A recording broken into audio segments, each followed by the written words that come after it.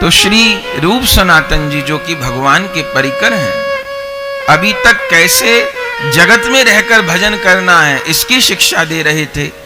अब महाप्रभु जी की आज्ञा हो गई है कि अब सब कुछ त्याग करके आपको मेरा काम करना है। महाप्रभु जी कृपा करके चले गए हैं और रूप सनातन जी उसी क्षण से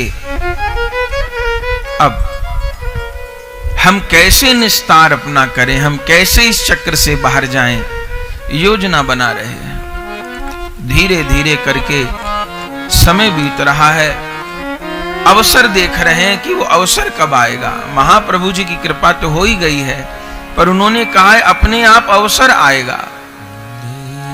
एक दिन की बात, हुसैन शाह उस समय का राजा था। हुसैन शाह ने रात के समय बुलाया रूप गोस्वामी जी को। अब राजा का तो जब हुक्म हो जाए तभी जाना है मंत्री को। तो पालकी में बैठे आप, पालकी रहती थी, पालकी में चलते थे। बारिश होने लगी, रास्तों में पानी भर गया, पर जाना ही था। तो पालकी में बैठ करके आप जा रहे थे किसी जरूरी काम से। रास्ते में एक धोबी की कुटिया पड़ी, धोबी का घर पड़ा। अंधेरा था, बिजली चड़क रही थी, बारिश हो रही थी। जा रहे थे रूप गोस्वामी जी। अब उनको खबर नहीं, धोबी ने अपनी धोबिन से पूछा। छप छप पानी में चलने की आवाज आ रही थी कहारों की। उनको लगा जैसे अपने यहां कोई आ रहा हो। उन्हें कहा कौन है? सड़क के किनारे घर है, सड़क से जा रहे हैं रूप गोस्वामी जी पालकी में बैठ के, कहार लोग चल रहे हैं। धोबी ने धोबिन से पूछा कौन है? धोबिन क्या कहती है? होगा कोई कुत्ता, या कोई राजा का गुलाम, या कोई चोर। इन तीन में से कोई होगा। या तो चोर होगा, या कोई कुत्ता जा रहा होगा, और या कोई राजा का गुलाम जा रहा। अब वो आपस में बात कर रहे हैं। रूप गोस्वामी जी के कान में बात पड़ गई। वो जिस काम को जाना था वो काम तो करे आए, फिर रात भर सोए नहीं। सनातन जी ने कहा भैया क्या बात है? बोले आज रात में जा रहा था, राजा की आज्ञा थी, ऐसे ऐसे बारिश पड़ रही थी, पैर छप छप करते कहार जा रहे थे। धोबी ने धोबिन से पूछा कौन? धोबिन ने कहा कोई चोर होगा, या कुत्ता होगा, या राजा का गुलाम होगा, और तो कोई नहीं होगा जो इतनी बारिश में वज्रापात में जाए। तो भैया कुत्ते में, राजा के गुलाम में और चोर में कोई भेद नहीं है क्या? सनातन जी कहे भैया भले उस गंवार औरत ने जो कुछ भी कहा है, पर है तो सत्य। जिसने केवल जगत की ही दास्ता की है अपने प्रभु को विसार के, उसकी स्थिति तो फिर कूकर के जैसी ही है। और चोर क्यों है? जिसका हो उसका न बन के जो पराई वस्तु को अपना माने, उसी को तो चोर कहते हैं ना। भोले बाबा पार्वती जी को कहते हैं उमा कहूं मैं अनुभव अपना, सत हरि भजन जगत सब सपना। सत्य श्री हरि हैं, उनका नाम है, उनका प्रेम है, उनकी लीला है, उनका धाम है। तो जो पराये को जगत पराया है, अपना नहीं है, वो असत्य है, नाशवान है। तो जो पराये को अपना माने उसी को तो चोर कहते हैं। तो अगर धोबिन ने चोर कहा तो वो भी ठीक है। राजा का गुलाम हो, कुकर हो या चोर हो, ये सब एक ही खाने में। उसी रात रूप गोस्वामी जी निर्णय कर लिए बस अब नहीं रहना मुझे। और उसी दिन सवेरा होते ही रूप गोस्वामी जी चल पड़े। सनातन जी ने कहा भैया मुझको भी जाना है। बोले हम दोनों साथ गए तो राजा संशय कर सकता है कि ये शायद विरोधी राजाओं से मिलना चाहते हो, हम इतने ऊंचे पद पर हैं, परिवार को कष्ट दे सकता है और प्रजा को दुख दे सकता है। तो धीरे धीरे करके अभी मैं जाता हूं, फिर पीछे आप जाइएगा। धन संपत्ति का बंटवारा किया। कल हमने सुना, है गए भवन भंडार विभो भूभुजो न आरी। हाथी कितने, घोड़े कितने, संपत्ति भूमि कितने, उसका तो कैसे जमीन का समाधान कर सकते थे। 22 लाख स्वर्ण मुद्राओं का बंटवारा किया, जिसमें से 3/4 तो परोपकार के लिए दान कर दी और एक हिस्सा जो बचा वो परिवार के लिए दिया और 10,000 स्वर्ण मुद्राएं एक महाजन के पास विपत्ति के लिए रख दी और सब चीज का समाधान करके रूप गोस्वामी जी तो चल पड़े। और जाना कहां है, यही जानना चाहते हैं कि इस समय महाप्रभु जी कहां हैं। तो अगर महाप्रभु जी जगन्नाथपुरी में है तो वहां जाते रूप गोस्वामी जी, पर पता चला महाप्रभु जी इस समय वृंदावन गए हुए हैं। तो रूप गोस्वामी जी वहीं से वृंदावन जाने लग गए। इधर तो रूप गोस्वामी जी चले, प्रयाग में उनका मिलन भी हुआ महाप्रभु जी से, हम लोग सुनेंगे। इधर सनातन गोस्वामी जी अब वो अकेले रह गए। वो कैसे करें? उन्होंने राजसभा में जाना बंद कर दिया, क्योंकि ऐसे पद पे थे वहां से त्याग भी आराम से नहीं हो सकता था। जाना बंद कर दिया राजसभा में और अपने भवन में ही रहते थे और दिन रात नाम संकीर्तन, उत्सव, लीला गान इसी में मत रहते थे। हुसैन शाह को पता चला, महीनों हो गए सनातन आए ही नहीं राजसभा में। पूछवाया, सनातन जी कहलवा दिए कि स्वास्थ्य मेरा ठीक नहीं है। हुसैन शाह ने कहा क्या हो गया? उसने अपने राज्य वैद्य को भेजा। राज्य वैद्य पहुंचे कि देखें सनातन जी को क्या हुआ, और नबज देखी, ये तो एकदम स्वस्थ है, इनको तो कोई रोग नहीं है, ये तो अपने भजन में लगे हैं। हुसैन शाह को जाके कहा कि मुझे तो प्रधानमंत्री के भीतर कोई रोग नहीं दिखाई पड़ता, वो आ क्यों नहीं रहे, खबर नहीं। आखिर में हुसैन शाह खुद आया, बादशाह उस समय बंगाल का, और सनातन जी को कहा, अरे तुम तो मेरे राज्य के सारा कुछ काम करने वाले सर्वोपरि हो और इस प्रकार उदासीन हो जाओ, क्या बात है? अगर तनख्वाह की कमी है तो वो बढ़ाता हूं, और तुमको जागीर चाहिए, राज्य चाहिए, संपत्ति चाहिए, जो चाहिए वो, पर उदासीनता किस लिए है? और तुम्हारे छोटे भाई भी इतने समय से नहीं आ रहे हैं।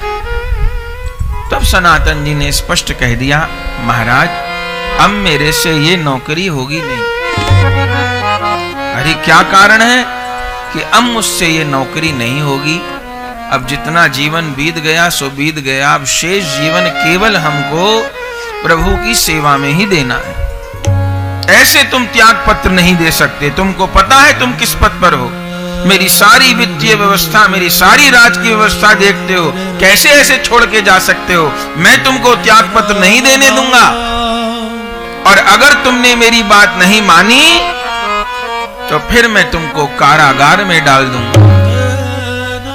सनातन जी ने कहा, हम तो पहले से ही कारागार में पड़े हुए हैं, कर्मों की कारागार में पड़े हुए हैं। अब तुम जिस कारागार में डालो, पर अब मुझसे और कुछ नहीं होगा। आखिर में हुसैन शाह ने कारागार में डाल दिया।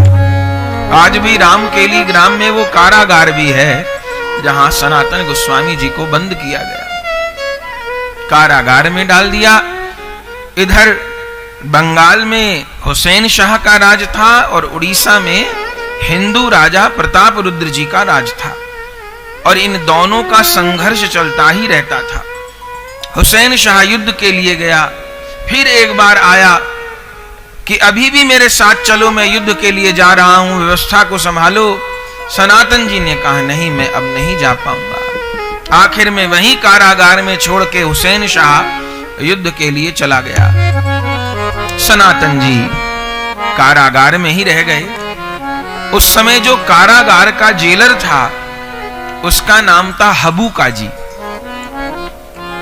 उस पर पहले उपकार कर रखा था सनातन जी ने, अब वो हबू काजी देखता था कि ये बंद कर दिया, इनको गुनाह तो इनका कोई नहीं है, अब काम नहीं करना चाहते, कुछ ले थोड़ो जाना चाहते हैं, पर इतना तो हबू काजी को भी लगता था। एक दिन सनातन जी बेड़ियों से बंधे हुए थे कारागार में। हबू काजी उनके पास आया। सनातन जी ने कहा, भाई तुम मुझे बेड़ियों से आजाद कर दो। उसने कहा, कैसी बात करते हैं, बादशाह के हुक्म से आप बंद हैं, मैं आपको जेल खाने से मुझे तो कत्ल करवा देगा। बोले, मैं तुमको युक्ति बताता हूं, लघुशंका के लिए तो हम जाते ही हैं सैनिकों के साथ में, बस मैं लघुशंका के बहाने जाऊंगा और तुम कह देना कि सनातन तो गंगा में कूद के मर गए, तो वहां डूब गए वो गंगा में। हबू काजी करने को तैयार नहीं था। तब अभी जो सुना, रूप गोस्वामी जी संपत्ति का बंटवारा किए, 3/4 तो दान ही कर दिए, परोपकार में खर्च कर दिए थे, 1/4 परिवार वालों को दिए थे, और 10,000 स्वर्ण मुद्रा एक वैश्य के यहां रख दी थी। वो सनातन जी को पता था। तब सनातन जी ने कहा कि उस महाजन के यहां 10,000 रुपए रखे हैं, वो तुम ले लेना। पत्र भी दे दिया, लेकिन मुझको तुम यहां से मुक्त कर दो। बोले, महाराज आप जाके उड़ीसा के राजा से मिल जाओ, तब तो हुसैन शाह को और बहुत कष्ट हो जाएगा। सनातन जी ने कहा, जैसे तुम लोग हज करने जाते हो, काबा पे जाते हो ना, मैं भी ऐसे अपने ही मालिक के पास जा रहा हूं और कभी लौट के यहां आने वाला नहीं। अब मुझे किसी राज से कोई लेना देना नहीं है, मैं कभी मिलूंगा ही नहीं हुसैन शाह से, कभी आऊंगा ही नहीं, तुम बेहिचक कह देना गंगा में कूद के मर गए। सनातन हबू काजी ने बात को स्वीकार कर लिया और सनातन जी को कारागार से बाहर निकाल दिया। और सनातन जी जैसे कहा था उसी प्रकार गंगा जी में कूद करके गंगा जी पार करते हुए और उत्कल देश की ओर से आगे बढ़ने लग गए, सब कुछ त्याग करके।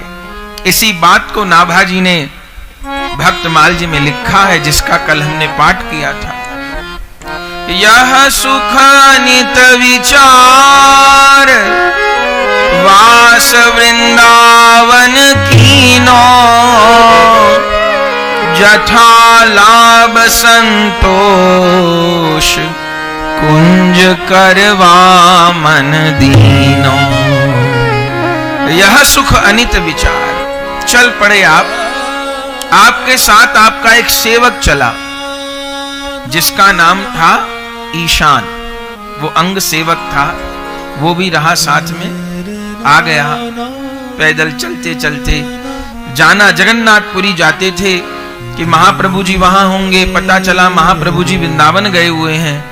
तब सनातन जी भी उसी रास्ते से वृंदावन की ओर बढ़े, पैदल वन के रास्ते से जा रहे थे, राजमार्ग से इसलिए नहीं जा रहे थे कभी राजा सेना के द्वारा पकड़वा न ले, वन वाले रास्ते से जा रहे थे।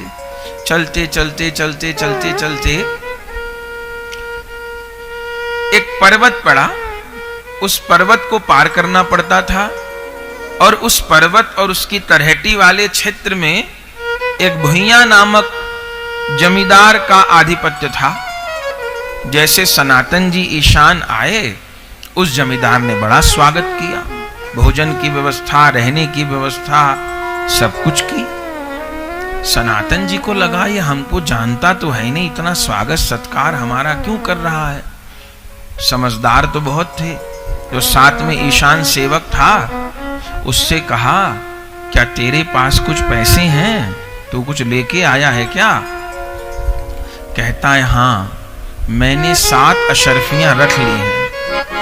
अरे मैं तो 22 लाख अशर्फियों को ठोकर मारे आया और तू फिर भी 7 रख के आया है, क्यों? बोली, महाराज इतनी बड़ी यात्रा है, पैसा तो चाहिए ना, रास्ते में कहां जरूरत पड़ जाए। उन्होंने कहा, सनातन जी ने, लगता है भुइया जमींदार ऐसा है, उस समय गुप्तचर होते थे जो जान लेते थे कि यात्री के पास कितने पैसे हैं और रात को उनको लूट लेते थे। तो ये जरूर तेरे पास जो पैसे हैं उसी को लूटने के लिए इतनी खातिरदारी हमारी कर रहा है, निकाल।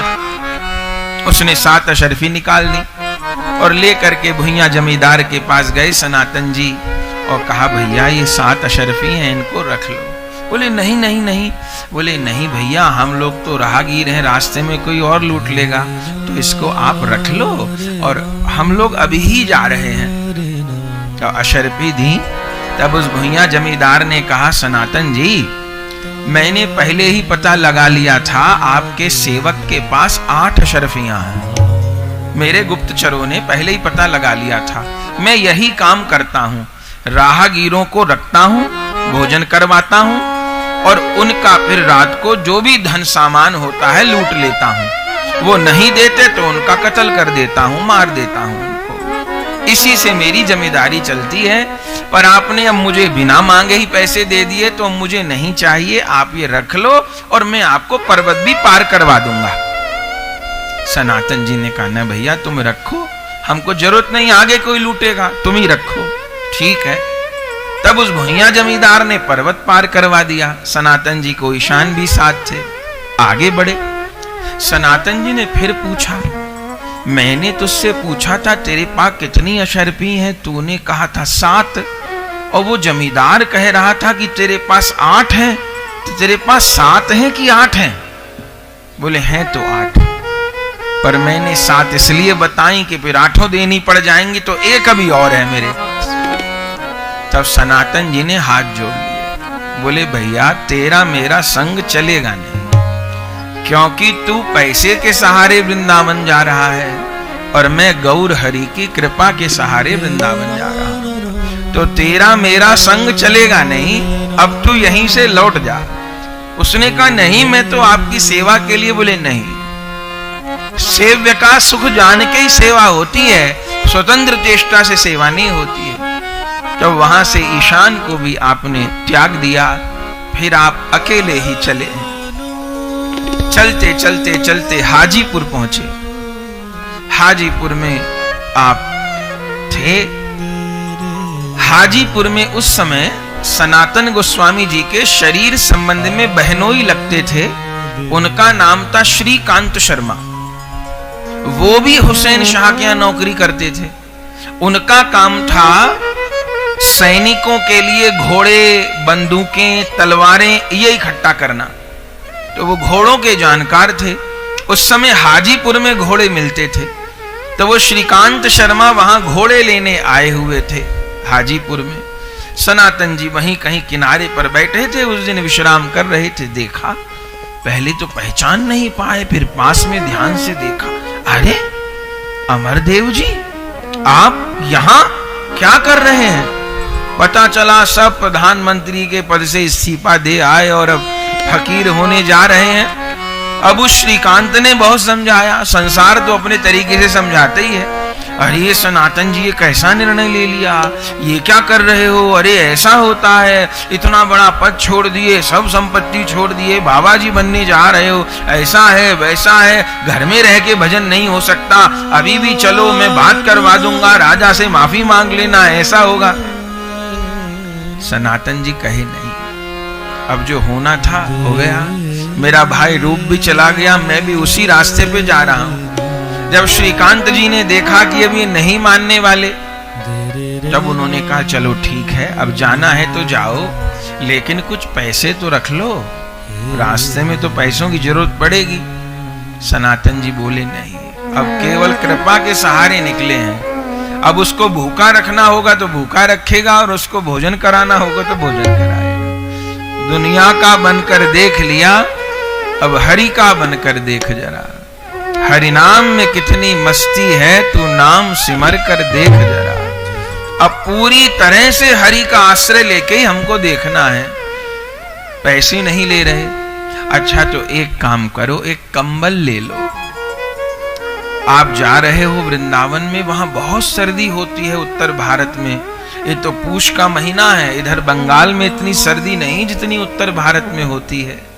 तो एक बहुत महंगा कंबल श्रीकांत जी ने लिया और वो कंबल हाथ जोड़ के कहा ये रख लो, नहीं सर्दी लगेगी। तब सनातन जी कहे ठीक है, उस कंबल को कंधे पर रख लिए और चलते चलते चलते चलते चलते चलते पहुंचे। जिस समय आप वृंदावन की ओर चले उस समय महाप्रभु जी वृंदावन होकर वापस लौट रहे थे।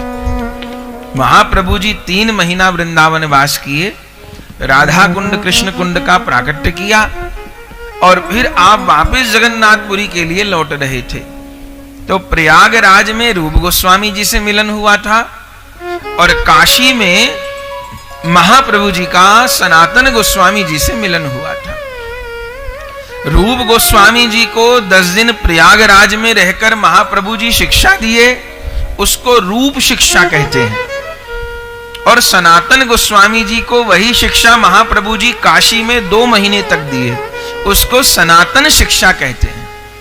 ये श्री चैतन्य चरितामृत के बड़े दिव्य प्रसंग हैं। रूप शिक्षा और सनातन शिक्षा दोनों भाइयों को महाप्रभु जी ने शिक्षा दी है।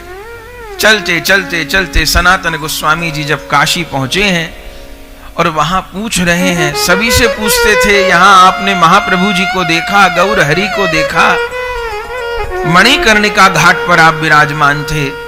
तब किसी वैष्णव ने बताया कि एक कोई सन्यासी आए हुए हैं यहां पर, वो आते हैं हम मणिकर्णिका घाट पर स्नान करने के लिए। उनका कीर्तन सुनकर के जितने स्नान करने वाले आए होते सब विभोर हो जाते हैं। उनको देख करके हर प्राणी हरि बोल कहकर रुदन करने लगता है। उनका रूप ऐसा है, उनका कीर्तन ऐसा है, उनका दर्शन ऐसा है। हाँ भैया, वो कहां है? वो श्री चंद्रशेखर आचार्य जी के यहां पर रुके हुए हैं। भैया उनका घर बता दो। अरे ऐसे ऐसे ऐसे ऐसे जाएंगे, आचार्य जी के घर पर रुके हैं, वहीं भोजन करते हैं। सो सनातन गोस्वामी जी आचार्य जी के घर पर पहुंच गए, बाहर जाकर कोने में बैठ गए। महाप्रभु जी काशी उन दिनों रुके हुए थे और उन्हीं आचार्य जी के घर पर प्रसाद होता था महाप्रभु जी का। भोजन की तैयारी हो गई, आचार्य जी ने पत्तल परोस दी, महाप्रभु जी बैठे हैं और आचार्य जी से कह रहे हैं, एक पत्तल और लगा दो। आचार्य जी ने कहा, महाप्रभु जी आप तो अकेले हैं और हम अभी नहीं करेंगे, आप पाइए उसके बाद। नहीं नहीं, एक महावैष्णव और आने वाले हैं, एक पत्तल और लगा दो। जब कहा तो एक पत्तल और लगा दी। अब महाप्रभु जी प्रतीक्षा कर रहे हैं। आचार्य जी ने कहा, आए नहीं? अरे बाहर जाओ, बैठे होंगे। आचार्य जी बाहर आए, इधर देखे उधर देखे, यहां देखे वहां देखे, महाराज कोई वैष्णव संत नहीं है। फिर महाप्रभु जी कहे, जाके देखो बैठे हैं ये। फिर गए, फिर इधर देखे उधर देखे, फिर आ गए, महाराज कोई वैष्णव संत तो अलग दिखते हैं, नहीं है। महाप्रभु जी कहे, फिर देखो। बोले, कोने में एक भिखारी तो बैठा है, बाकी कोई संत आचार्य तो नहीं है। तो महाप्रभु जी कहे, वो भिखारी नहीं है, वो प्रेम का भंडारी है जिसे भिखारी मान रहे हैं, उन्हीं को लेकर के आओ। तब आचार्य जी गए, वे सनातन गोस्वामी जी जिनका राजे के जैसा वैभव आज भिखारी के जैसा रूप है। आचार्य जी गए हैं, सनातन गोस्वामी जी को लेकर के आए हैं और जो सनातन गोस्वामी जी को भीतर लेके आए, महाप्रभु जी प्रसाद के लिए प्रतीक्षा कर रहे हैं। हा गौर हा गौर हा गौर कहकर के महाप्रभु जी के चरणों में लुंठित हो गए हैं और श्रीमन महाप्रभु जी भुजा बढ़ा करके सनातन गोस्वामी जी को हृदय से लगा रहे हैं। जैसे कल मिलन हुआ था रामकेली ग्राम में महाप्रभु जी का, रूप सनातन जी से ऐसा काशी में भी मिलन हुआ है। सबसे पहले महाप्रभु जी बैठ करके प्रसाद करवाए हैं और फिर आज्ञा दी है, इस दरवेश वेश का त्याग कर दो। पहले लंबी दाढ़ी लंबे केश थे, जैसे वो रहते थे यमुनों के यहाँ। गए हैं, क्षौर कार्य करवा लिया है, अब वस्त्र नहीं है। तब महाप्रभु जी आचार्य जी को आज्ञा किए, सनातन जी को एक नई धोती, नया गमछा, नए वस्त्र दे दो। सनातन जी हाथ जोड़ के आचार्य जी को कहे कि नया वस्त्र नहीं चाहिए, यदि आपका कोई पहना हुआ वस्त्र हो तो वो दे दो। अब अमनिया ग्रहण करने का अधिकार नहीं है। वैष्णव केवल भोजन ही भोग लगा के नहीं लेते। वैष्णव के जीवन में हर वस्तु प्रसादी है। वस्त्र भी कोई नया पहनेंगे तो पहले प्रसादी होगा, पहले ठाकुर जी को अर्पण होगा, गुरुजनों को अर्पण होगा, तब पहनेंगे। हर वस्तु प्रसादी। अमनिया पे अधिकार नहीं, प्रसाद पे अधिकार है। ये गले में कंठी क्यों आवश्यक है? ठाकुर जी को एक गिलास जल भी बिना तुलसी के स्वीकार नहीं है। बिना तुलसी के तो एक गिलास जल भी ठाकुर जी स्वीकार नहीं करते, तो इतनी बड़ी देह भगवान कैसे स्वीकार करेंगे? तो गले की कंठी क्या है? ये पहचान है कि हम प्रसादी हैं, अब हम भगवान के हैं। ये पट्टा है, ये पहचान है। तो बिना तुलसी के तो ये शरीर भी प्रसादी है। अब अपने पास हर चीज प्रसादी है, प्रसाद है। संसार को व्यवहार करने के दो तरीके हैं। एक तो अपना मान के भोगे तो बंधन है, दूसरा है प्रसाद मान के। भजन करने के भी दो मार्ग है। ज्ञानी क्या करता है? ज्ञान मार्ग कहता है सब कुछ छोड़ो, भोग छोड़ो, वस्त्र छोड़ो, परिवार छोड़ो, भोजन छोड़ो, ये छोड़ो, वो छोड़ो, छोड़ो छोड़ो। ज्ञान मार्ग का कहना है सब छोड़ो। अब किसी से छूट जाए तो अच्छा है, लेकिन छूटता नहीं महाराज। छोड़ने वालों ने दुनिया छोड़ दी है, छूटे नहीं। ज्ञान मार्ग, योग मार्ग का कहना है सब कुछ छोड़ो। भक्ति मार्ग का कहना कुछ मत छोड़ो, छोड़ सकते भी नहीं तो क्या करो? छोड़ो मत। हर वस्तु में श्री कृष्ण को जोड़ो, छोड़ो नहीं, छोड़ सकते भी नहीं तो क्या समझे? कोई पूछे ये घर किसका है तो ईमानदारी से कहिए ये घर मेरे ठाकुर जी का है, मेरे प्रभु का है। ये परिवार किसका है? ईमानदारी से कहिए कि ये परिवार भी मेरे प्रभु का है। ये धन किसका है? ये गाड़ी किसकी है? ये संतान किसकी है? ये सम्मान किसका है? सब कुछ मेरे प्रभु का है। तो कोई पूछेगा सब कुछ प्रभु का है तो दुनिया में आपका भी कुछ है? बोले सब कुछ प्रभु का है पर प्रभु मेरे हैं। इस जगत में अपना कहने लायक केवल गोविंद है, बाकी सब प्रभु का है। ये भक्ति मार्ग का विज्ञान है। भक्त बाह्य रूप से कुछ नहीं छोड़ता, लेकिन वो हर वस्तु को प्रसाद मानता है, हर वस्तु को प्रभु की मानता है। तो जब प्रभु की वस्तु है तो फिर कोई चीज छूटती है तो उसको दुख नहीं होता। जैसे कोई व्यक्ति बैंक में नौकरी करता है, अब कैशियर की उसकी नौकरी है तो पूरे दिन करोड़ों रुपया गिन लेता है वो हाथों में, कैशियर का काम है।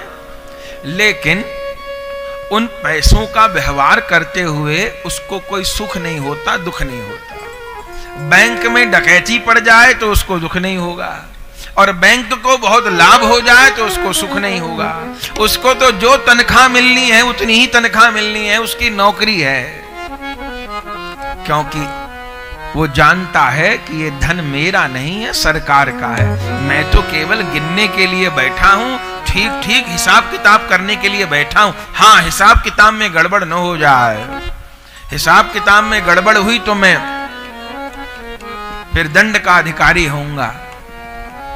एक साधक भी अपना जीवन ऐसे ही जीता है। मैं मालिक नहीं हूं, मैं मुनीम हूं। मैं मालिक नहीं हूं, मैं माली हूं। जैसे मुनीम देख रेख करता है, ऐसे मुझे जो परिवार भगवान दिए हैं उसकी देख रेख करनी है। जैसे एक माली बगीचे की देख रेख करता है, मुझे भी भगवान जो बगीचा दिए हैं उसकी देख रेख मैं कर रहा हूं। पर इस बगीचे में जितने पुष्प हैं वो सब प्रभु के ही हैं। मैं माली हूं, मैं मालिक नहीं हूं। इतनी बात समझ में आ जाए तो सारी भागवत जी समझ में आ गई, सारी रामायण समझ में आ गई, सारी भक्तमाल समझ में आ गई। मेरे केवल प्रभु हैं। तो सनातन जी को महाप्रभु कहेगी नया वस्त्र, बोले नहीं प्रसादी वस्त्र चाहिए। तब आचार्य जी ने अपनी पहनी धोती दे दी। सनातन जी गए हैं, शौर कार्य कराए हैं, मणिकर्णिका घाट पर स्नान किए हैं, और एक धोती दी थी उसी के दो भाग कर लिए आपने। एक कमर में बांध लिया है, एक ऊपर ओढ़ लिया है। और यहीं से श्रीमद् गौड़ीय संप्रदाय में वेश की परंपरा प्रारंभ हुई। आधा वस्त्र नीचे बांध लिया, विरक्त परंपरा यहीं से प्रारंभ हुई। आधा वस्त्र ऊपर ओढ़ लिया। लेकिन अभी वो कंबल है जो उनके बहनोई ने दिया है। फिर स्नान आदि करके महाप्रभु जी के पास आ गए, पर वो कंबल तो कंधे पे था।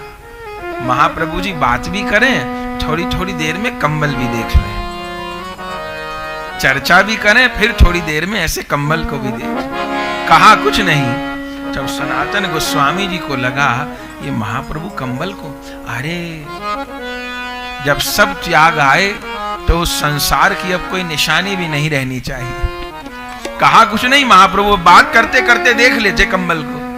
तब फिर सनातन जी उठे। गंगा जी के किनारे एक महात्मा बैठे भजन कर रहे थे। उनके पास उनकी फटी टूटी गुदड़ी थी, सर्दी का समय था। उनको जाके वो कंबल उड़ा दिया। वो महात्मा ने कही कि आप कंबल क्यों उड़ा रहे हैं, क्या चाहिए? आप भी तो मुझे फकीर लगते हैं। बोले मुझे ये अपनी गुदड़ी दे दो, ये अपना ओढ़ना दे दो। उसने कहा अरे ये इतना महंगा कंबल देके मेरी गुदड़ी का क्या करोगे? बोले नहीं, गुदड़ी चाहिए। तब गुदड़ी ले आए, कंबल वहां दे आए। अब श्री महाप्रभु जी के चरणों में आकर के उपस्थित हुए और अब महाप्रभु जी से संवाद हुआ है। इसको सनातन शिक्षा कहते हैं। रूप गोस्वामी जी से प्रयागराज में 10 दिन और सनातन गोस्वामी जी से काशी में 2 महीना संवाद हुआ है। इसमें सनातन गोस्वामी जी प्रश्न किए हैं, महाप्रभु जी उत्तर दिए हैं। और ये संवाद इतना दिव्य है कि भक्ति राज्य का कोई प्रश्न ऐसा नहीं है जो बाकी रह जाए। अध्यात्म से संबंधित कोई प्रश्न बाकी न रहे। सनातन गोस्वामी जी प्रश्न कर रहे हैं, महाप्रभु जी उत्तर दे रहे हैं। गंगा जी के किनारे महाप्रभु जी बैठे हैं एकांत में। सनातन जी हाथ जोड़कर बैठे हैं। हे महाप्रभु जी, मुझे कुछ आपसे पूछना है, जानना है। कहो सनातन, क्या प्रश्न है? हे गौरहरि, मेरा पहला प्रश्न यह है कि मैं कौन हूं। मेरा पहला प्रश्न यह है कि मैं कौन हूं, ये जीव कौन है? महाप्रभु जी कहते हैं सनातन, जीव तो भगवान का अंश है। अंश का क्या स्वरूप है? जैसे सागर और सागर की बूंद, तत्वतः सागर और सागर की बूंद एक ही हैं। जो सागर के जल में तत्व मिलेंगे वही सागर की एक बूंद आप लेंगे तो उसमें भी वही तत्व होंगे। तत्वतः बूंद और सागर एक हैं, लेकिन तत्वतः एक होते हुए स्वरूपतः एक नहीं है। क्यों? अरे समुद्र में उफान आ जाए तो पूरी सृष्टि को डुबा दे, भिगो दे, समाप्त कर दे, और एक बूंद जल, उसकी क्या सत्ता है? उसको तो एक हवा का झोंका सुखा देगा। तो ये आत्मा परमात्मा का अंश है, पर परमात्मा नहीं है कि आत्मा ही परमात्मा है, ना, अंश है। हाँ, सागर की बूंद को सागर बनना है तो क्या करे? तो बूंद को सागर में डाल दीजिए, तब तो वो सागर बन जाएगी। लेकिन बूंद सागर नहीं है, तत्वतः सागर होते हुए भी सागर नहीं है। सागर की अनंत सामर्थ्य है। ऐसे ही ये आत्मा परमात्मा का अंश है, परमात्मा नहीं है। हे प्रभु, तो ये आत्मा भगवान का अंश है, तो इस अंश को, अपने अंशी को प्राप्त करने के लिए क्या करना चाहिए? चूंकि ये तो नियम है, हर अंश अपने अंशी से मिलने को व्याकुल है। जैसे कहीं से भी जल डालिए, जल नीचे कोई बहता है, कहीं जल छोड़िए नीचे कोई आता है। क्यों आता है? चूंकि जल का जो अंशी है वो सागर है, तो जल नीचे को जाना चाहता है, समुद्र तल की ओर जाना चाहता है। दुनिया की सारी नदियां, दुनिया में 3,500 नदियां हैं, किस दिशा में बह रही हैं? सब सागर की तरफ बह रही हैं। किसने कहा नदियों को कि सागर की तरफ ही बहना? चूंकि नदियां अंश हैं, सागर अंशी है।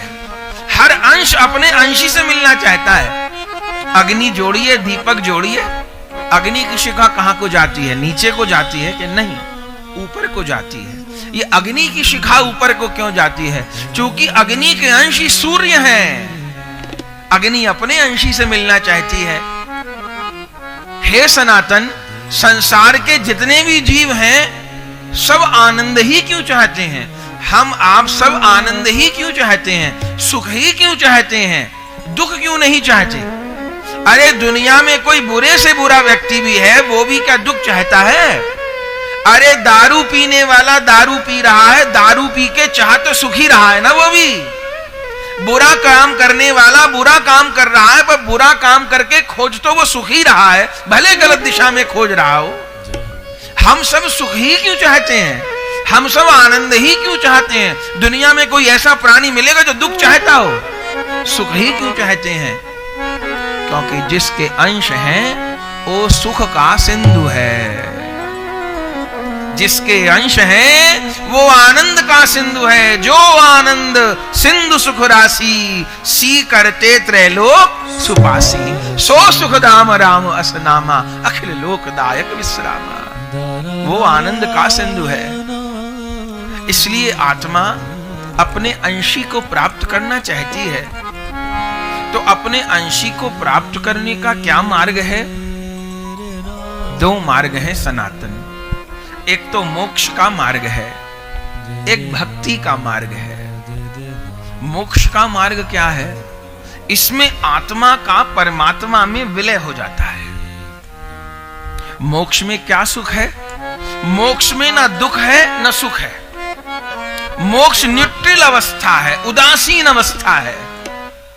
ये जीवात्मा परमात्मा में विलीन हो गई। सदा के लिए दुख से भी छूट गए पर सुख से भी छूट गए।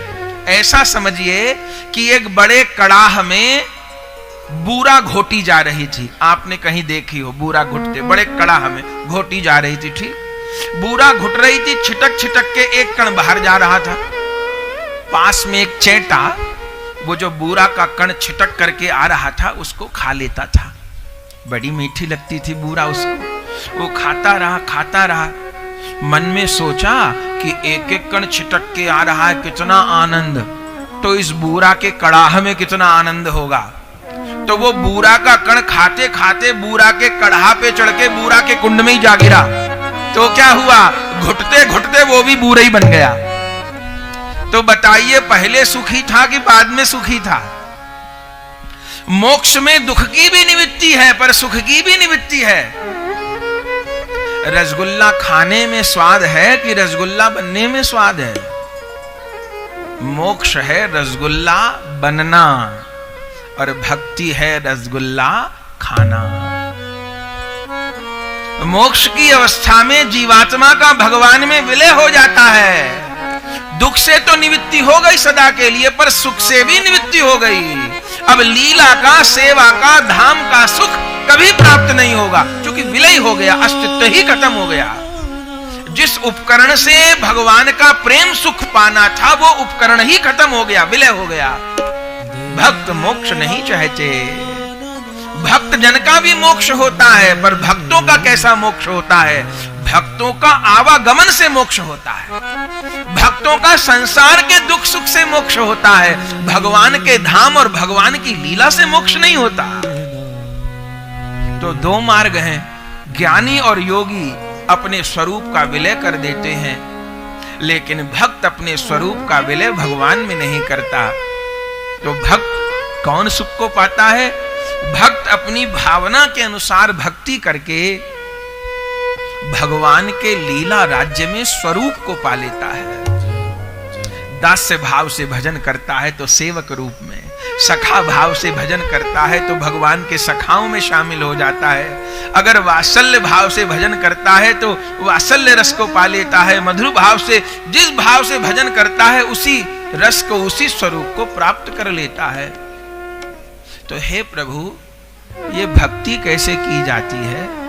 इस भक्ति को करने का, प्रभु की लीला में प्रविष्ट होने का भगवान के निकट सामीप्य सुख पाने का उपाय क्या है, मार्ग क्या है? हे सनातन, इस भक्ति मार्ग की प्रथम सीढ़ी है श्रद्धा। श्रद्धा करनी होती है। श्रद्धा, महाप्रभु जी श्रद्धा किसको कहते हैं? श्रद्धा माने महत्व बुद्धि। महत्व बुद्धि, अहोभाव, ग्रंथ के प्रति, संतों के प्रति, ठाकुर जी के प्रति, धाम के प्रति, नाम के प्रति जो अहोभाव है, जो महत्व बुद्धि है। इस मार्ग में आगे कौन पीछे कौन, इसका पैमाना क्या है?